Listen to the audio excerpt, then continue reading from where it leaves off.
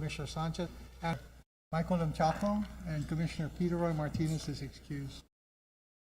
Okay, you're up. All right. Good morning, Mr. Chairman, Commissioners. General Manager Miguel Bradallo is off island at this time. I'm acting General Manager. First item on the agenda is Resolution 7-FY 2024, which is to discuss the adoption of the 2022 Market Update and Strategic Pay Scale for the Guam Water Works Authority. So the reason this resolution is necessary and urgent is in 2023, Alan Cyril and Associates completed a market review study based on U.S. water utility salaries in 2022. That study compared with the existing market study, which was done, and our current salaries are based on, which was done in 2017. And what the study found was within that 5-year period, our current salaries, which were based on the 20th market percentile back in 2017, had regressed down to the 5th market percentile based on the 2022 market update. And what the study recommended is that regular market reviews and subsequent salary migrations are done until we reach the wage midpoint of 50%. Additionally, the AWWA Water and Wastewater Utility Compensation Survey, which is conducted annually, in 2022 and 2023, that survey also saw significant increases across the board for large, medium-sized, and small utilities. And it's also projecting in 2024 that salaries will go up further around another 4%. So back in March of 2020, when the COVID pandemic first hit, GWA had put in a hiring freeze based on the steep loss of revenues that we encountered from the visitor industry due to the lack of tourists. From March 2020 to July 2021, we lost a total of 16 FTEs through attrition. And then in August 2021, we lifted that hiring freeze. And we've had a really difficult time in getting back those employees and adding to our employee counts. And most of that is due to our high turnover ratios that we've experienced over the last several years. And that has been primarily due to a tight job market, which is mainly from the military buildup and the high recruitment for employees from all industries. The turnover ratio data from FY 20 to 24, in 2020 it was quite low, 1.89%. 2021 it increased to 10.4%. 2022 11.8%. 2023 up to 13.5%. And then this year we're projecting our turnover ratio to be around 18.3%. This high demand for workers, as I mentioned, is mainly due to the economic growth and the expansion of the military presence here. And the employees are being offered jobs, and it's primarily from the federal government and its contractors. The pandemic and the military buildup has also caused a escalation in the cost of living here, and we've seen a lot of employees relocate to the U.S. mainland for higher paying jobs and lower cost of living. Looking at our employee separation data between 2021 and 2024, you'll see there was a notable upward trend from employees separating in 23 and 24 for federal contractors or the federal government. Those were the highest numbers. And then we also had some movement with employees also transferring to the other government of Guam agencies, and that seemed to occur after the government of Guam implemented their 22% pay increase across the board. This consistent turnover of employees negatively impacts GWA operations, and it leads to increased costs and the loss of valuable institutional knowledge regarding GWA's systems, processes, and infrastructure, especially in the areas of operations and engineering. The high turnover ratio also leads to higher expenses because we need to incur a lot of overtime to cover for those employees that we're unable to recruit. It's critically important that we implement this strategic pay plan at this time to improve our competitiveness both locally in Guam and within the broader utility industry. So GWA is requesting approval of our strategic pay plan to adjust salaries over the next 6 years up to the 50th market percentile. And the recommendation is to start with the implementation schedule for structural pay adjustments this year in FY 2024 in July to the 25th market percentile. How much will it cost? The incremental cost to go to the 50th market percentile for salaries and benefits is $8,849,961. When will it be completed? Structural adjustments will be processed again starting this year and through 2029, subject to the availability of funds, and the funding source for this will be revenue funded. Questions? Go ahead. Have the, no question we have a problem, right? And we need to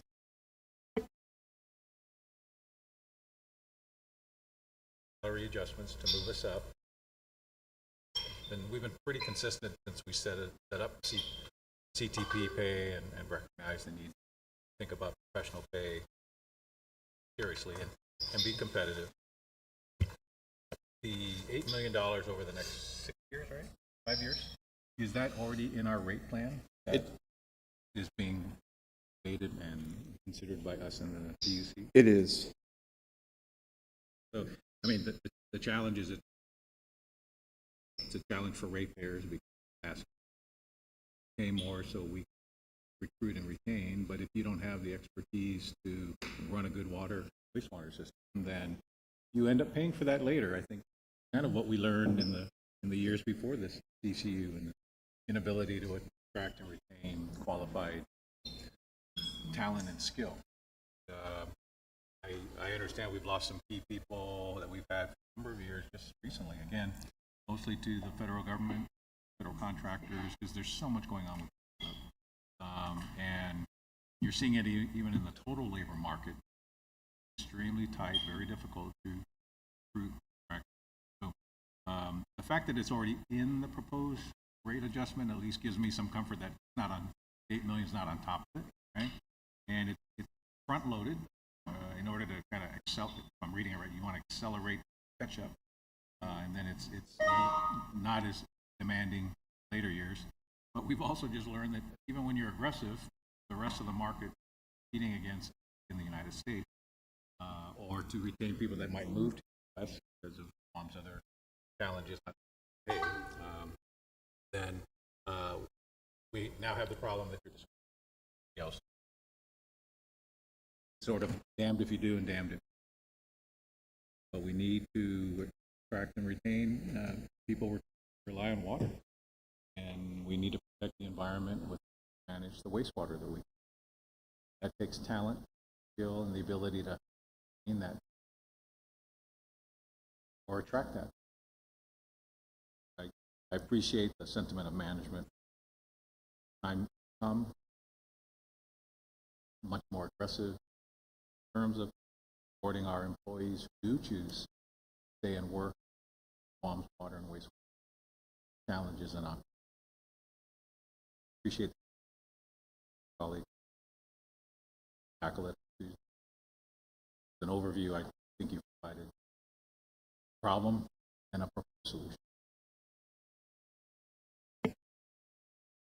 Okay, Commissioner Santos. Okay, so let's just go through this schedule that you put out for us. Yeah. So this fiscal year, your proposal was to implement it in the last quarter, right? Correct. That's why 1.8 million. Right. And then the following fiscal year 25, that's going to be the bulk of it. That's And right. thereafter, it just phases down. That's correct. Okay. How many FTEs are we talking about in total now?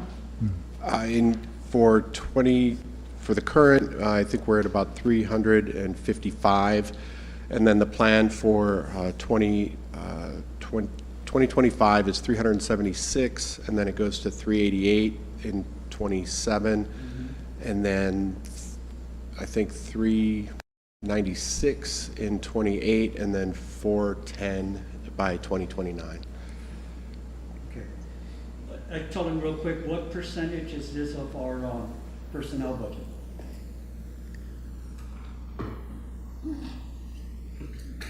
If you look at, especially FY 25, because you're asking for a $4.4 million bump.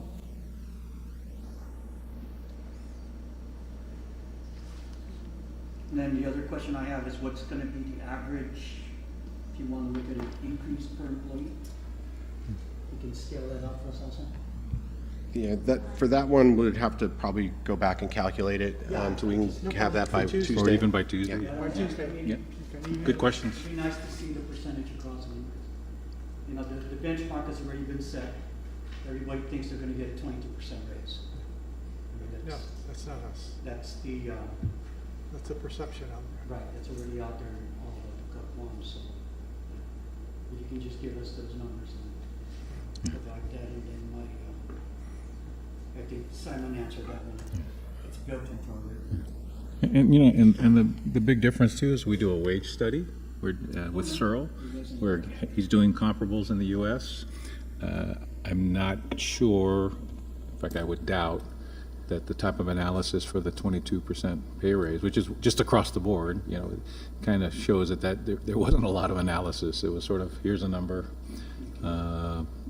and we're just going to do it. And I appreciate that GovGuam also has similar challenges, but that I'm not always sure across the board just throw 22% at every job is necessarily going to tackle the kinds of problems that we're facing.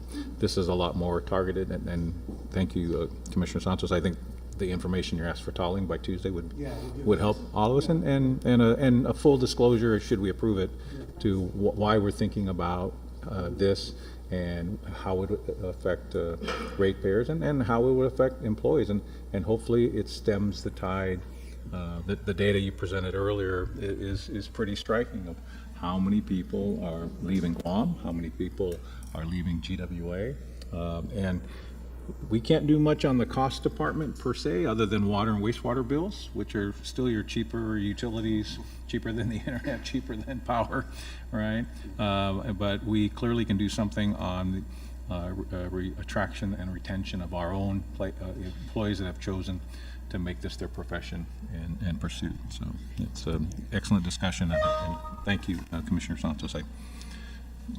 Great perspective. I only have one, a couple of thoughts. First off, we need to attract, so we also need to get out, and you have done this, to get out to the high school students, college students, let them know we have jobs, you know, try and encourage them to get into the fields that we're looking for. So I know you did that this year or last year? Last year, okay. So we did last year. That's something we need to do a little more regularly, okay? We're doing it in Saipan this week. Okay, and Saipan's good because you know you have talent there too, and we're encouraging them to join. This is a regional thing. We're going to need these workers. The utilities in Saipan need these workers. I think we all need to get together and say, this is a good job. This is something, and we need to show them our pain. Hopefully Saipan will also be working on something like this, the CUC over there, you know, and it'd be a good thing for the region. Now, the other comment I have is that, you know, this is not just affecting us. Hawaii, for example, has a lot of people leaving the Hawaiian Islands for a lot of the same reasons, cost of living and other things, and they're moving to the mainland and different places like Texas or wherever you want to go. Vegas. And Vegas, and so, yeah, they call Vegas the 9th Hawaiian island. but you know, so we have all these problems we have to, and so I'm glad we're looking at it. I think we need to constantly review our salaries, and hopefully in 5 years we get to the point where we're going to look at the 50th percentile and then move to that. Because what we're talking about is, as this goes forward, you're talking about less and less people on the bottom who haven't made the cut yet. Okay, once we get up to the cut and we start moving everybody together, so. And the rest of the world's not going to stop. Yeah. You know, so we could be. I think it's all of us that have been in the private sector. It's a constant challenge to attract, retain, and be competitive on the wage side, and yet keep your prices where you can keep your customers, right? So it's a challenge of running a business. I'm pretty confident, and I'll verify this though, when you asked about total number of employees at GWA, it's still fewer than we had 22 years ago. And the fact that you have to be certified to even work on the system. You know, 22 years ago, we only had 3 certified operators. Today we have, you can't work for us if you're not certified to operate, EPA certified to operate systems. So but you better pay for that talent, and you better pay for that training, and as Chris, you put it, we've lost some of that, so. Big problem is we've lost. Yeah, so this will be a continuing challenge. Okay. But I think sometimes you have to make changes. Yeah, Mr. Chairman, one thing I'd like to report, we are in the middle of this reestablishing our apprenticeship program with the GCC, and we're also in the middle of establishing an MOU with UOG with their engineering program, also for HR, IT, and a few other areas. So we are working on that. So we have a pipeline of students. Yes, I'm glad I just ran into a high school principal, and we were talking about there's going to be a push by GWA to go into career tech type of Promotion. modules for education, and it's dedicated at the high school level, Agree. which is for me a lot better than talking to students at UOG and GCC. Right. Because if you can get them early enough and understand what we're doing, I think that's the biggest challenge, Chris, is that they don't know what we really do here. You know, they think we just turn on water valves and stuff like that. If they really knew that there's a little bit more complex, and I think the more important one you said it yourself, you now have to be certified. You just can't say, hey, boy, come and turn on the water valve. Well, you need to know what the water valve looks like. So, I think, Vanty, going back, we can work with our friends at GWA at the high school side, and for me, it's adopt a school. Okay? Yeah, so pick a school and say, hey, we want to target you as, because there's a lot of great kids out there that just need guidance. I always ask that question. We have about 1,500 high school students graduating. Looking for a They have future. no pathway. Yeah. And at least we can give them between our two agencies somewhere to go look at. And apprenticeship is one way. Right? But that's some of them just can't cut that sometimes. But if we can give them something else other than the other jobs that we have. Yeah. It's peer-to-peer, so we take the operators, the young operators. Nice. And they're the ones that do the presentations for the students about what it's like to work, what's the expectation, that type of thing. So we really try to do it through peer-to-peer. And their biggest question is, well, what kind of classes do I need to take in Good, high school good, so good. that I can become an operator? Good. And the operators are very candid, and they said, you have to know at least algebra, and so that it's not that people get turned off, but then at least they know to prepare for that. So I think it's the biggest takeaway that most kids find is that the most important thing is to come to work on time, and that's Come to school. yeah, and so Mhm. you And have get to some have those training. kind of big And get things. some So training. that's, it's very basic stuff what operators, but I think what the operators do share with them is that this can be your profession, and that it's a good, It's a good profession. well-paying job, and you get to do a lot of things, and you get to be outside. I think Chris gave me one this morning. Send our leak detection team to the school. Show them how to do real time. Looking for the leaks because they're real at the schools. Yeah, and of course, the other concern is we're the three oldest people here at this table, so we need to attract and retain all these young people to our right, and even more, because it's good. It's time. Okay, Very good. next one. The next item on the agenda is resolution number 15 I'm sorry, dash. just a minute. Yes, sir. Mike, did you have any questions? Okay. No? Okay, thank you. Yeah, no questions, Mr. Chair. Okay, moving on. Okay, next item on the agenda, resolution number 15 FY 2024, relative to the approval of the Fats Oil and Grease Receiving Station Design Services Contract, GWA project number 22302. I'm going to ask the AGME to present this resolution. Good morning, Chair and Commissioners. We're requesting your approval of the new Fats, Oils, and Grease Receiving Station Design Services contract for the Northern District Wastewater Treatment Plant. Although fog discharge to the public sewer system is prohibited to prevent buildup and potential overflows, it persistently remains in the waste stream influence. Currently, Guam has no proper means of processing fog. When the Northern District Wastewater Treatment Plant was upgraded from primary to secondary treatment in 2022, it included a new septic receiving station and an and an autothermal thermophiliac aerobic digestion system with the capability to treat and process fog. The construction of the ATAD was designed for the future provision for fog treatment. To treat and process the fog through the ATAD system, a new fog receiving station is required with an emergency generator system. This fog receiving station comprises of not just a receiving station, but a holding tank with a pump system and a heating system so that it can be transfer the fog into the ATAD system. A new emergency generator system is needed because the fog receiving station comprises of a heating system to liquefy the fog and a pump to transfer it to the ATAD system. The ATAD system, in addition, the ATAD system is a biological reactor. When the system loses power for an extended period of time, bacterial growth must be recultivated to achieve the operational conditions. The design contract also includes related upgrades such as electrical hardening of both the solids treatment with the backup generator and then an aerated decanting for the aerated sludge basin, as well as a pilot testing to improve the polymer usage efficiency. All of these are needed to greatly improve operability.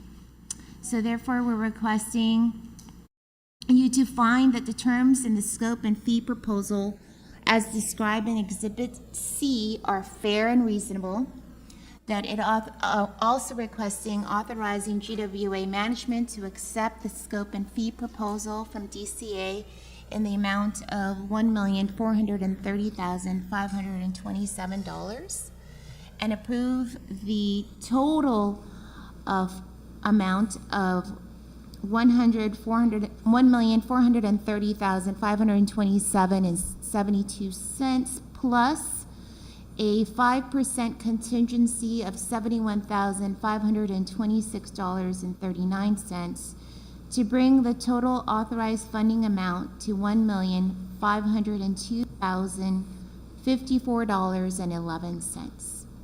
All of the funding will be using EPA grant funds. And I'm here to answer any questions that you may have. Commissioner Yeah, Sanchez? quick question. I mean, this is excellent, something we've always wanted to do. And when we look at the capacity, I'm just wondering if we've ever, would it be worth an inquiry up north to the CNMI? Because they have the same challenge. And right now they're shipping it off to California. What about shipping it here? That would deal with, but then I don't know about the capacity of our facility. And so I'm wondering whether there's a possibility for synergy, just a outreach to them, and I'll see them in a few weeks and have them reach back to you, that maybe we could be the regional fog processor, right, and get some income. And this is US EPA funded. CUC has US EPA money. You know, maybe there's an opportunity for collaboration. Otherwise, we're going to do this for Guam regardless, but maybe set up future relationships where all the islands of the region, they got no place else to send the fog.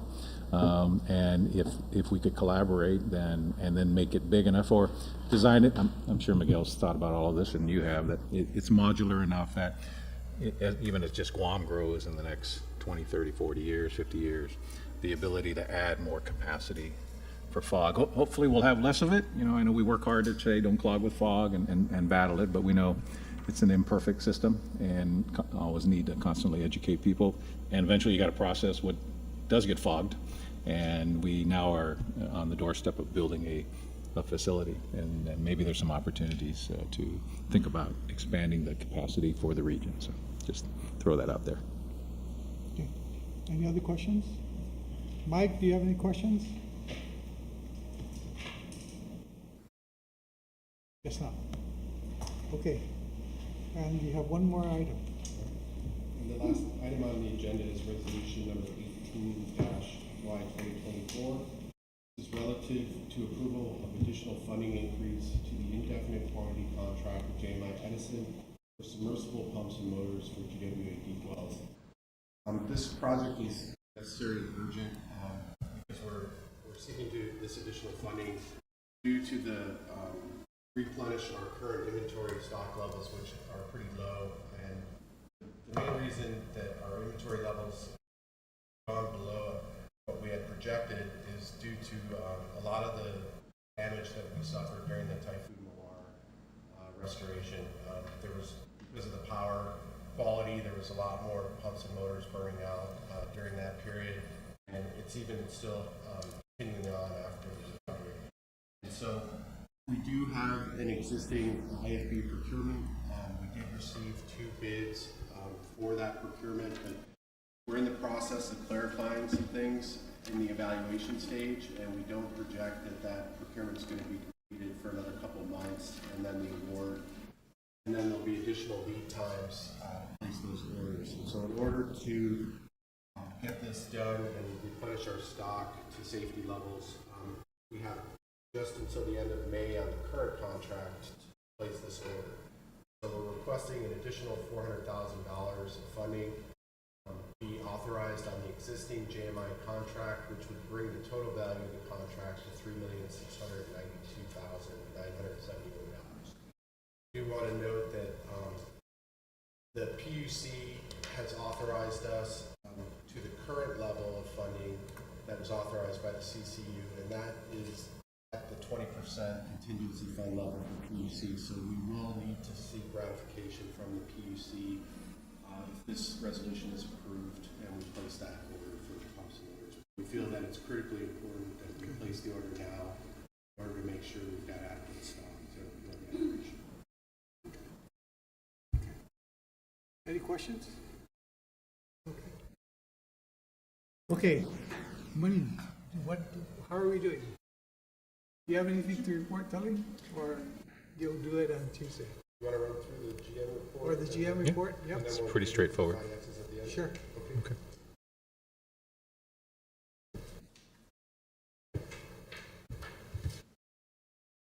Okay, starting off with water production for the month of March.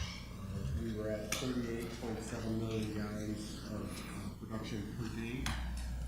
And for deep well status, at the end of March, we had 96 active deep well units, 1 on standby, and the rest were grounded out of commission or secured. For 2 on Maui well production, it was pretty much on par at 1 million gallons a day, with the exception of the 26th, where the well was found tripped off, and the downtime was about 3 hours, with an estimated production loss of about 350. Water distribution for the month of March, water booster pump stations were at 91.2% operability, which is a slight decrease from February. Reservoir tank levels for the south, quick supply down south, very consistent at around 50% levels. We're still having some challenges in the north.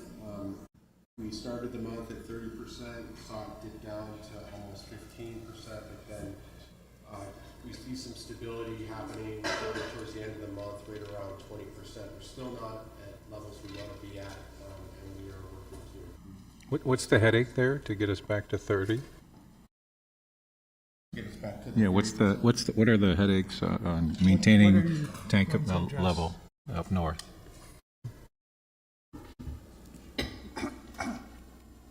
Commissioner, so kind of like when Chris mentioned, we have water production wells that go down, right?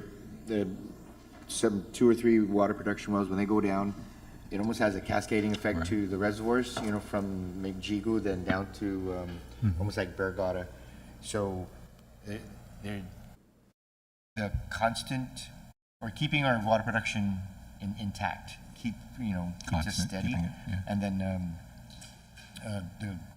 the continued well pullouts, right, to increase productions would get us to a higher level. But it's almost like this domino effect when a well goes down and maybe we had 2 days to pull it out.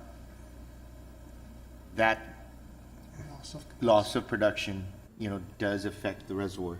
And then reservoirs to grow, Takes time. Yeah, it does take time. So this is a monthly snapshot, but, Tom, you've been with us for a long, long time, thankfully. Normally, do we want the northern tank capacity to approach the 50% that the south is able to approach? Yes, Okay, so this, I mean, if we had looked beyond, this is just March, right? If we had, prior to, how long have we been struggling to get us back up to the 30+ percentage? A couple of months now, and then of course you got dry season. What kind of, just, I'm trying to get a perspective. Is this just a 1 month isolated, or is this part of a longer term? Because we're going to approve some pumps, so we know you need it.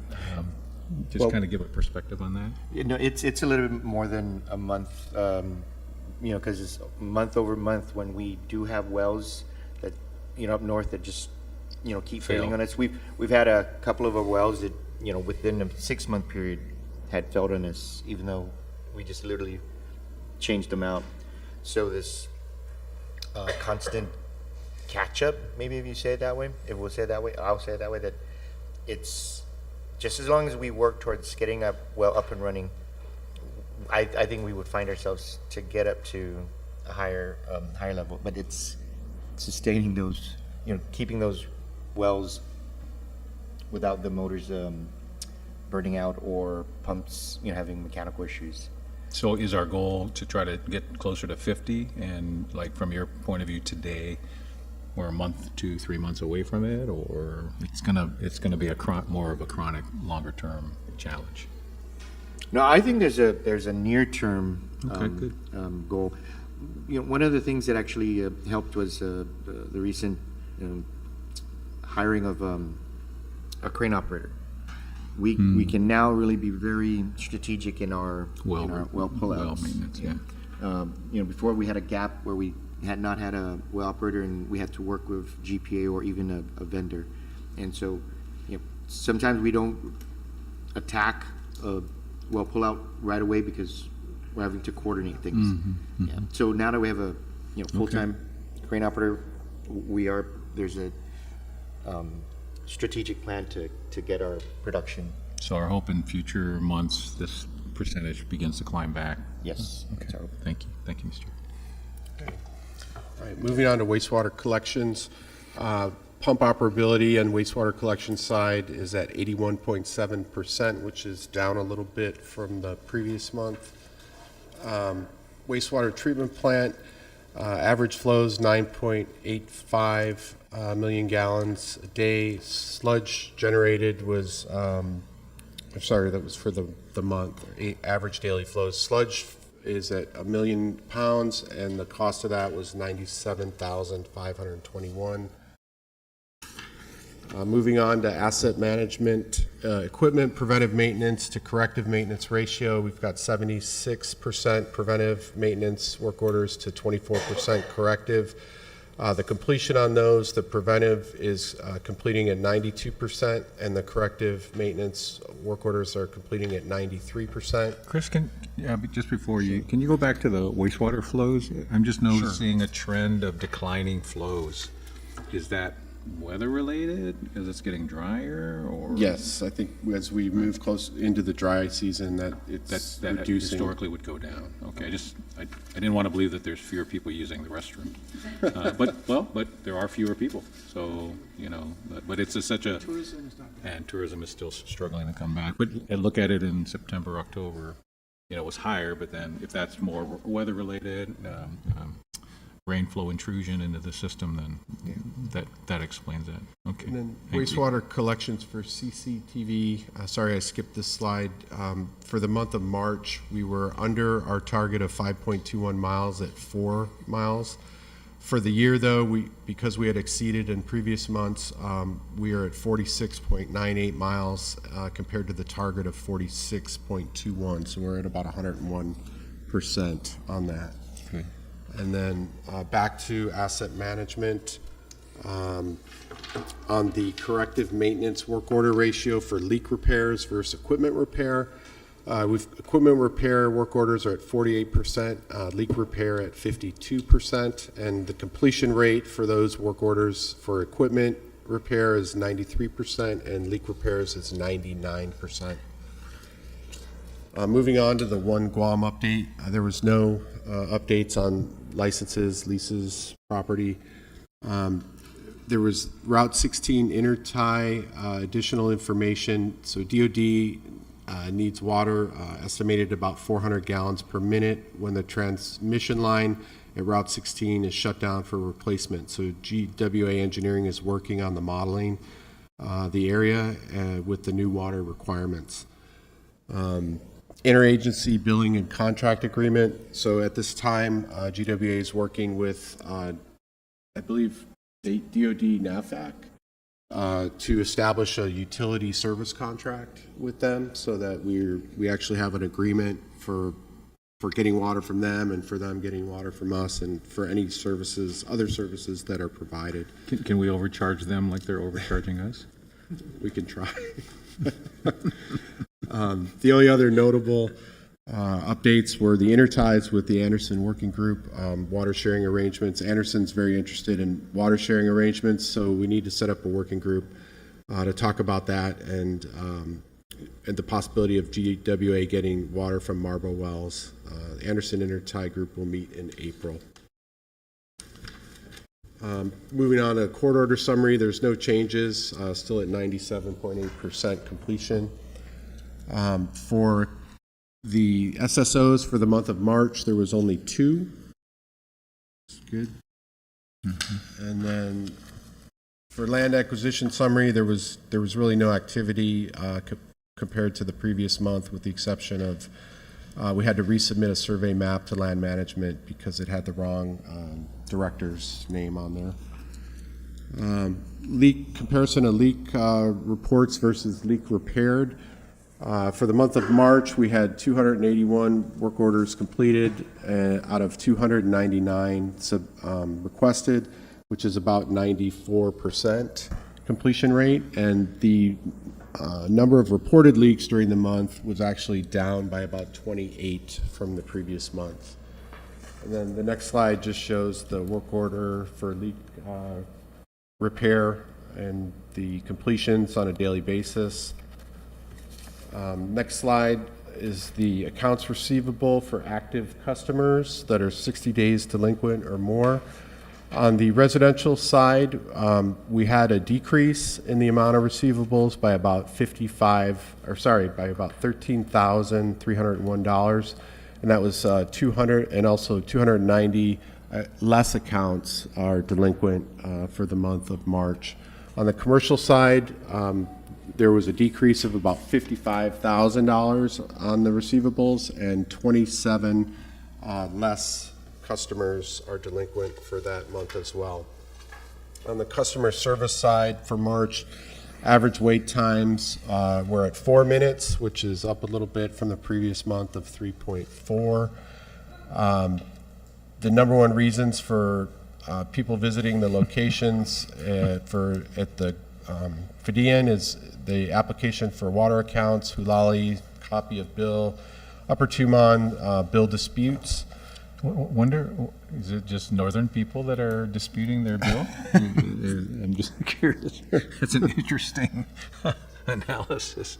If you want to apply for water, don't go up north. If you just want a copy, go to Hulali. But if you want to argue about it, go to Upper Tumon. So They definitely do it, all three in all locations, Yeah. but these were the top reasons at each the site. grouchier ones are up north. For March, the average number of active pay plans is 396, which is similar to the previous month of 376. The meter reading unit reported successful electronic reads of 95.5% compared to 96.8. So we're seeing a decrease in our reads, primarily due to depleting endpoints from our batteries. And so we do have a shipment of new endpoints coming in next month.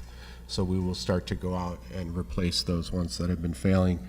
And then the notifications to customers that are showing to have either leak alerts on their meters or have they had consumption of 50% or greater than the previous month is at 12.5% of our active meters, which is very similar to the previous month of 12.3%.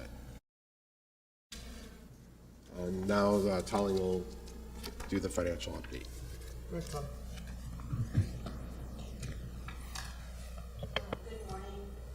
I just wanted to mention it's not on the slides, but we are in the process of renewing our insurance.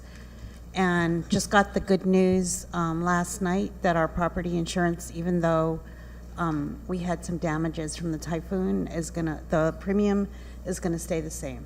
Wow. So. Can you share that with the private sector? Because it ain't happening there. But we did see a large bump in our automobile premium. Partially that's because of new vehicles, but it's also because of claim history over the last year. So we're taking a look at some of the options we have to determine if we can mitigate the increase by taking another look at our coverage and determining how we should handle that. And I just want to thank Francis for his help on looking through that. We are asking for cyber. That still hasn't been provided yet. We've made improvements to our system, which I think will allow us to get coverage. The question is going to be how expensive it's going to be. Okay, so the first slide is our financial indicators. Our debt service coverage for the year is almost 1.5. Our collection ratio has improved this month, and I think Yeah, you're telling your cash, you got And 300 our days cash. cash on hand, and your ratio's right. excellent. So I guess better collections, some rate impact, yeah? Right. So a couple things that we weren't able to book this month that we'll see next month is we just got some final documentations on the refunding.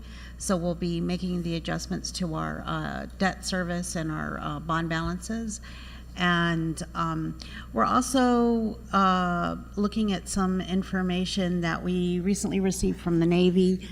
They just increased their rates for the second quarter, and there's also been some anomalies in a couple of the billing accounts that we're working with them on. For some reason, we're not seeing any billings for the Capras plant, and we're also seeing some larger than normal billings for the MEC plant. So we're working through, we have some questions for them, and we're hoping to work it out shortly. And based on those discussions, we'll probably see some adjustments in the financial statements. But as we go through, you'll see that our water purchases have gone up over $1 million compared to last year. Our income statement, as was mentioned, we did see an increase in revenues. Our expenditures went slightly up, but our operating income is better than last month. The next few slides compare our water revenue and demand and wastewater flows and demand by customer class. We continue to see usage for our residential customers go down as we see our hotel demand go up, but not as much as we were pre-COVID, and we do see our commercial demand getting better. The next couple of slides has a picture of the demand and revenues by rate class, so you can see their contributions over the last few years. Again, we're seeing residential demand go back to pre-COVID levels. Our government and federal accounts improving. Our hotel, while it's improving, it's not at pre-COVID levels. Let's go to the next slide. And it's, okay, and this is just a picture of wastewater demand and wastewater flows over the last 4 years, so you can kind of see where we were pre-COVID to now. I did add a couple of slides this quarter. We went to the PC last month for a rate design docket, and they approved it in principle. And one of the things that we're planning to do is to break our residential customer rates into 3 tiers. Below 3,000, 3 to 5, and I'm sorry, 3 to 10, and then over 10. And one of the questions they had was, you know, what do the number of customers look like in each of those tiers? So we're trying to build statistics, so as you know, as we move towards changing the design, that we can kind of get a better feel for where our customers are. The other thing was that based on the rate design that we were proposing, if you are a customer that has both water and wastewater accounts, you actually do better under the new rate design, but the folks that are water-only customers do see increases. And so we also wanted to try to break out the residential classes between, you know, the customers, all the customers, and just the customers that have water-only accounts. What causes the septic water customers to have a different rate than, or the? So if you recall, What causes that? One of the changes that we're making in the new rate design is we're proposing to bill residential customers on consumption. Right now, they're billed on flat rates. For So wastewater? For wastewater. You're going to put a meter on it, or are you going to do? So how we bill our wastewater is 80% of the water. And so as we changed the way that we were billing, we actually showed that the customers that are on the first tier, if you combine their water and their wastewater, they're actually going to be billed less under the new rate design than under the current design. And that's because the waste, you know, partially because the wastewater billing goes down. But if you're water only, you'll, you know, comparing the water bill to just the water only bill, you'll see an increase. Is that because the cost to provide water is going up more than the cost to provide sewer? It's just the way the two bills are working together. So if the rate design for wastewater, we ended up for the tier ones, they were actually getting billed less than the flat fee.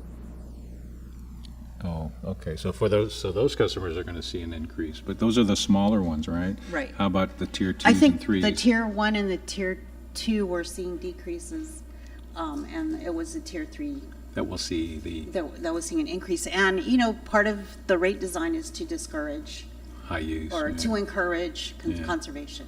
Yeah. Although sometimes the higher users are not, I mean, I'm thinking of all my friends with swimming pools, right? But not that they're filling it every month, but we also know a lot of friends that have 7 kids, 8 kids, 9 kids, multi-generational living together. And even with conservation, if there's 10 of you living on that land instead of 3 of you, you're going to use a lot more Right. water. So one of the things that we're also doing is we're working with the legislature to look at a customer assistance program, and I think at some point we'll we're hoping How are that they that going to goes fund? into How are they place. going to fund that? My grandfather's school's still waiting. As both of you know quite well. Yeah, I mean, do they have a funding source, or I'm just curious how? The bill is structured that it would be legislative appropriation or federal grant funds. Okay, don't hold your breath. Yeah. I mean, we need to do what we need to do from the analysis, and then if there's ways to help, then we'll pursue those. But I think you still do your job, Talling, and with the rate design. And then the other challenge is, you know, you can explaining it to us and then explaining it to Don Maria, right? And we just got to make sure that you're already seeing our questions, and we want a better understanding of Right, it. and the PUC commissioners also had some interesting questions, so we're, like I said, we're trying to kind of pull together the statistics that can help make the case. Good.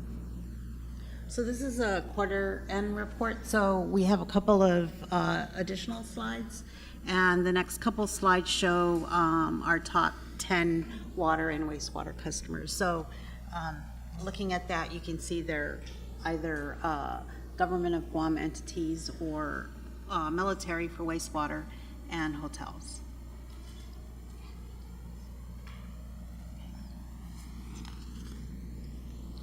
Okay, and then, Send that leak sorry. detector to DOE. Okay, and then the next slide is a picture of our O&M, sorry? We were lamenting the continued high bill of water.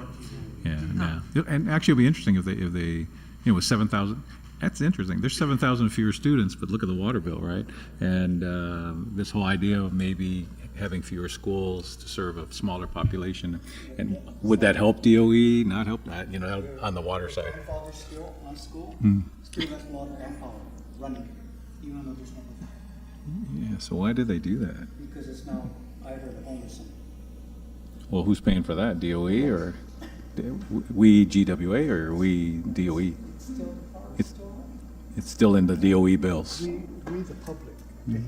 Or DOE, yeah. The public, yeah, I get it. We're just sending out the bill, Yeah, one of the things we also do with DOE is we send them a monthly statement, and we indicate the accounts where we believe there might be leaks. And we've reached out to them to see if there's something that we can do to, maybe assist them with turning off the water while they fix the leaks, especially during the breaks. But I think Or like it's. turning off the water in San Sanchez if nobody's here. Yeah, and how about getting, for all that real estate they own, how about getting some engineers that work for DOE so they can look at facility management? But they can. I mean, we hire engineers because we have to. I don't know why DOE doesn't think about hiring engineers, because to me, they have to. They have tried. It's hard. It's competing with the engineers that work in pay the them, utilities bribe that them. make it a little hard. Pay them. I mean, this, as you both have pointed out, if they paid engineering Yeah. and building management competitive salaries, they would the savings, they would be paid out of the savings on the water and the power bill. That's the old, that's what's plagued that department for too many years. Well, we don't want to spend the money because if we spend the money, we might save money, and that, we don't understand what that means.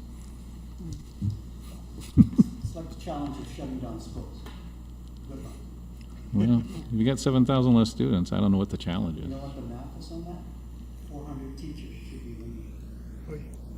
If you consolidate. Aren't they short Well, of teachers right but they're short. You do the math, 7,000 kids divided by 28 students in each classroom?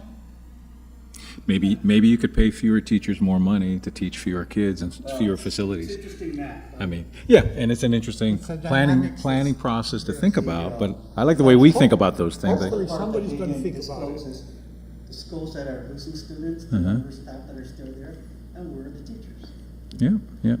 But those remaining teachers that might get a huge pay increase because I was reminded they that can't. my life was threatened when we shut down FQ Sanchez with 50 kids. Yeah.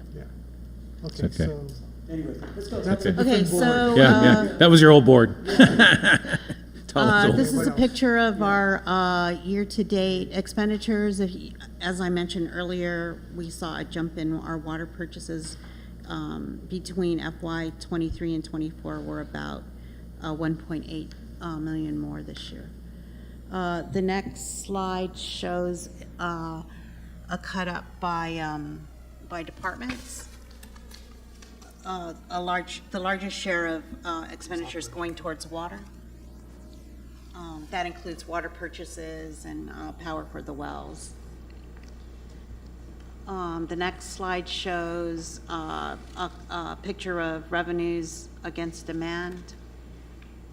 And then the following slide shows revenues and collections.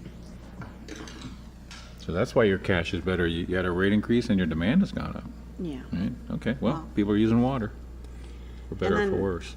This shows AR a little differently than Chris had shown it. The slide on the left includes all customers, and the slide on the right takes out inactive accounts.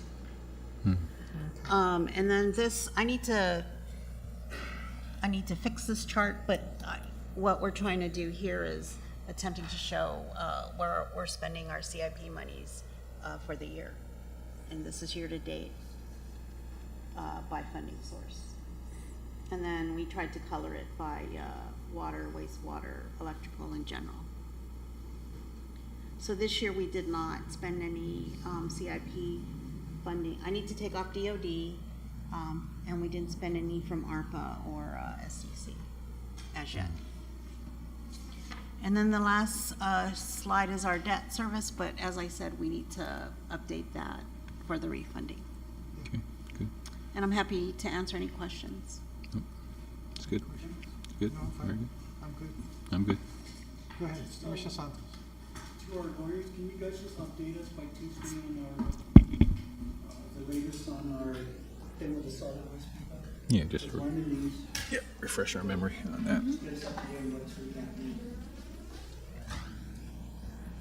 And then I guess just, you want to update us on the stuff that we're working with the other agencies.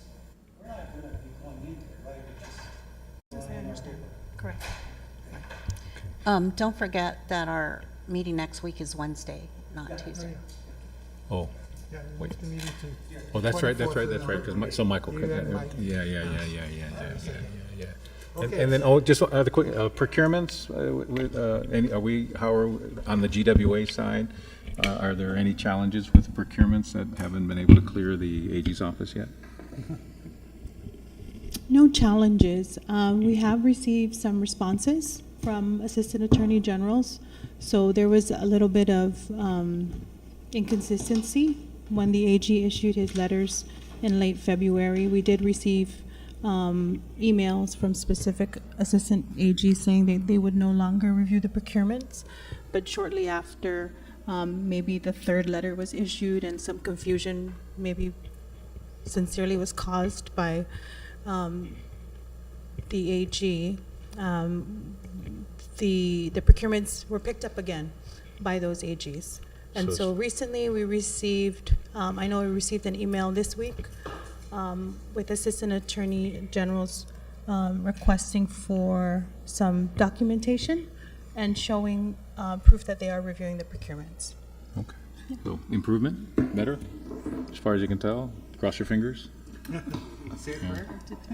Say prayer never hurts. And so, Okay. Okay, thank you, Mr. Okay. Chair. That's it? Someone else? Right, okay. Second, yes, Mr. Chair, sorry. All those in favor say aye. Aye. We're adjourned. Good job, everybody, thank you. And so, yeah, meeting is Wednesday. Thanks, Michael. Head back.